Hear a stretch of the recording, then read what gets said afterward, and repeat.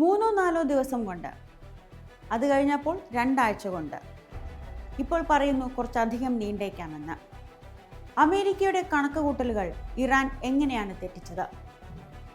Gulf മേഖലകളിലുള്ള വിവിധ കേന്ദ്രങ്ങൾക്ക് നേരെ ഇറാൻ നടത്തിയ ആക്രമണം അമേരിക്ക കണക്കുകൂട്ടിയതിലും കൂടുതലായിരുന്നു. ട്രംപിന് എന്തുകൊണ്ടാണ് ആയുധ നിർമ്മാണ കമ്പനികളിൽ നിന്ന് കൂടുതൽ സഹായം ചോദിക്കേണ്ടി വരുന്നത്? എന്തുകൊണ്ടാണ് കരസേനയെ അയക്കുമെന്ന് പറയുമ്പോൾ എന്നാൽ അയച്ചോളൂ, ഞങ്ങൾ തയ്യാറാണെന്ന് ഇറാൻ ആത്മവിശ്വാസത്തോടെ പറയുന്നത്? എന്താണ് ഇറാന്റെ ഈ പ്രതിരോധ തന്ത്രം?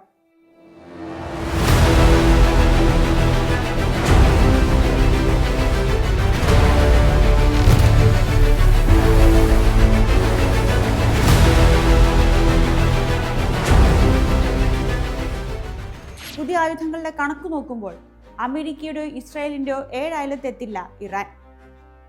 സൈനിക ബലത്തിന്റെ കാര്യത്തിലും അത് തന്നെ. എന്നിട്ടും എങ്ങനെയാണ് ഇറാന് പിടിച്ചു നിൽക്കാൻ കഴിയുന്നത്? ഇറാൻ എങ്ങനെയാണ് കീഴടങ്ങില്ലെന്ന് ആവേശത്തോടെ ആത്മവിശ്വാസത്തോടെ പറയുന്നത്?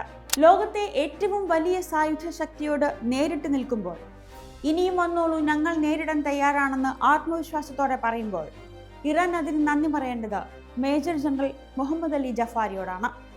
അദ്ദേഹം രൂപീകരിച്ച വികേന്ദ്രീകൃത മൊസൈക് ഡിഫൻസ് എന്ന പ്രതിരോധ സംവിധാനത്തോടാണ്. എന്താണ് മൊസൈക് ഡിഫൻസ്? സിമ്പിളായി പറഞ്ഞാൽ, തല പോയാലും ഒന്നും സംഭവിക്കാത്ത ഒരു പ്രതിരോധ തന്ത്രം.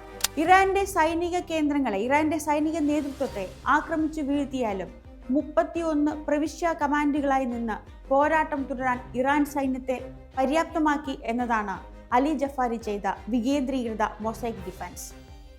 അതിന് ജഫാരിക്ക് പ്രേരണയായത് അമേരിക്കയും ഇറാഖും തമ്മിലുള്ള യുദ്ധം. 2003 26 ദിവസം കൊണ്ടാണ് അമേരിക്ക ഇറാഖിനെ നിലംപരിശാക്കിയത്. അതിനവർക്ക് കഴിഞ്ഞത് സദ്ദാം ഹുസൈൻ എന്ന എല്ലാത്തിൻ്റെയും നേതാവായിരുന്ന ഒരു കേന്ദ്രത്തെ വീഴ്ത്തിയതുകൊണ്ടാണ്.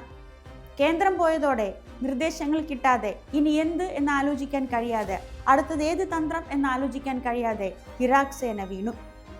ആ വീഴ്ച ഇറാനിൽ സംഭവിക്കരുതെന്ന ദൃഢനിശ്ചയത്തിൽ നിന്നാണ് അലി ജഫാരിയുടെ മൊസൈക് ഡിഫൻസ് രൂപം കൊള്ളുന്നത്. വികേന്ദ്രീകൃത മൊസൈക് ഡിഫൻസ് സംവിധാനം. അതിൽ ഇറാന് കേന്ദ്രീകൃത കമാൻഡുണ്ട്, നിശ്ചയമായും ഉണ്ട്.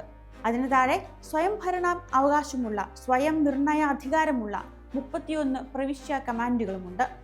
കേന്ദ്രം വീണാലും അതത് പ്രവിശ്യ കമാൻഡുകൾ അവരുടെ ആയുധശേഷി ഉപയോഗിച്ച്, അവർക്ക് ചെയ്യാൻ കഴിയുന്ന തന്ത്രങ്ങൾ ഉപയോഗിച്ച് പോരാട്ടം തുടർന്നുകൊണ്ടേയിരിക്കും. അതുകൊണ്ടാണ് പരമോന്നത നേതാവ് അയത്തുള്ള അലി ഖമനേയി ഉൾപ്പെടെ ഭരണ നേതൃത്വത്തിലെ പല പ്രമുഖരും ആദ്യത്തെ ദിവസം തന്നെ വീണിട്ടും 2-ാം മണിക്കൂറിൽ ഇസ്രായേലിന് നേരെയും അമേരിക്കൻ കേന്ദ്രങ്ങൾക്ക് നേരെയും ഇറാന്റെ മിസൈലുകൾ വന്നത്. 2005 ഇറാൻ റവല്യൂഷണറി ഗാർഡിന്റെ സെന്റർ ഫോർ സ്ട്രാറ്റജിക് സ്റ്റഡീസിന്റെ ഡയറക്ടറായിരിക്കുമ്പോഴാണ് അലി ജഫാരി നിർണായകമായ വിപ്ലവകരമായ മാറ്റങ്ങൾ ഇറാന്റെ പ്രതിരോധ നയത്തിൽ കൊണ്ടുവന്നത്.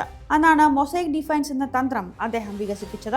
2007 IRGCയുടെ കമാൻഡർ ഇൻ ചീഫായി നിയമിതനായപ്പോൾ ആ കാലാവധിയിൽ മൊസൈക് ഡിഫൻസ് സിദ്ധാന്തം പൂർണ്ണമായും നടപ്പാക്കി. IRGCയെയും ബസീജ് സൈനിക വിഭാഗത്തെയും സംയോജിപ്പിച്ച് അസിമെട്രിക് യുദ്ധമുറകൾ ശക്തിപ്പെടുത്തി. 31 അർദ്ധ സ്വയംഭരണാധികാരമുള്ള പ്രവിശ്യ കമാൻഡുകളായി ഇറാൻ സൈന്യത്തെ വിഭജിക്കുകയാണ് ജഫാരി ചെയ്തത്. ഓരോ പ്രവിശ്യയും ഒരു സ്വതന്ത്ര യൂണിറ്റായി പ്രവർത്തിക്കും. ഓരോ കമാൻഡിനും സ്വന്തം ആസ്ഥാനം, കമാൻഡ് ആൻഡ് കൺട്രോൾ സംവിധാനം, മിസൈൽ ഡ്രോൺ ശേഖരങ്ങൾ, ബസീജ് സൈനിക വിഭാഗങ്ങൾ, ഇന്റലിജൻസ് സംവിധാനങ്ങൾ, യുദ്ധോപകരണ ശേഖരം തുടങ്ങി എല്ലാം ഉണ്ടാകും. കേന്ദ്ര നേതൃത്വവുമായുള്ള അല്ലെങ്കിൽ കേന്ദ്ര കമാൻഡുമായുള്ള ആശയവിനിമയം നഷ്ടപ്പെട്ടാലും മുൻകൂട്ടി നിശ്ചയിച്ച പദ്ധതികൾ അനുസരിച്ച് സ്വതന്ത്രമായ ആക്രമണങ്ങൾ നടത്താൻ ഓരോ പ്രവിശ്യ കമാൻഡർക്കുമുണ്ട് അധികാരം. ഇത് ഇറാൻ സൈന്യത്തെ ഒരു ഓട്ടോ പൈലറ്റ് മോഡിൽ പ്രവർത്തിക്കാൻ എല്ലാ കാലത്തേക്കും പ്രാപ്തമാക്കി. ഇനിയിപ്പോൾ കരസേന വരികയാണെന്ന് അമേരിക്കൻ പ്രസിഡന്റ് ഡൊണാൾഡ് ട്രംപ് പറയുന്നു. തൊട്ടടുത്ത നിമിഷം ഇപ്പോൾ എല്ലാവർക്കും വൈറലായിക്കൊണ്ടിരിക്കുന്ന ഒരു ദൃശ്യമുണ്ട്.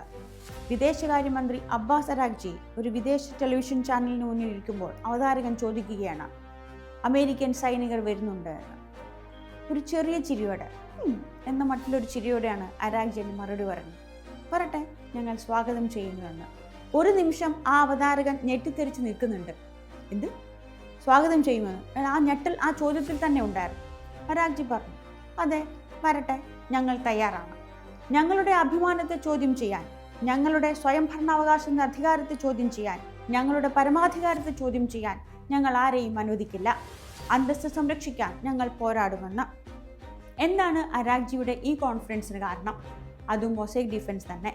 ഇറാൻ്റെ ഭൂപ്രകൃതി മലനിരകൾ നിറഞ്ഞതാണ്, ജനസാന്ദ്രത കൂടുതലാണ്, വളരെ വലിയ സ്ഥലമാണ്. അവിടെയെല്ലാം പലയിടങ്ങളിലായി നിൽക്കുന്ന പ്രാദേശിക യൂണിറ്റുകളുമുണ്ട്. ആ ധൈര്യത്തിലാണ് ഇറാൻ അമേരിക്കയെ വെല്ലുവിളിക്കുന്നത്. ഇറാന് അമേരിക്കയെ ജയിക്കാൻ കഴിയില്ല, അതിനു മാത്രം സായുധശേഷി അവർക്കില്ല.